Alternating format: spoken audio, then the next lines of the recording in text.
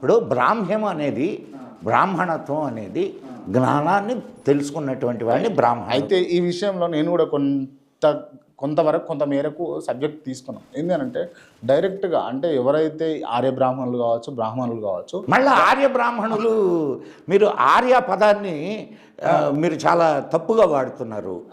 ఆర్య అనేది గౌరవవాచకం. మీకు అంటే మీ ఏజ్ వచ్చేసరికి అది పోయింది. మేము చిన్న వయసులో ఎవరికైనా లెటర్ రాసేటప్పుడు అయ్యా అని రాస్తాం, ఆర్య అని రాస్తారు. ఆర్య లేకపోతే అయ్యా, అయ్యా ఆర్య అని రాస్తారు. అవును అవును. ఏందది? ఆర్య గౌరవవాచకం. గౌరవవాచకం అది.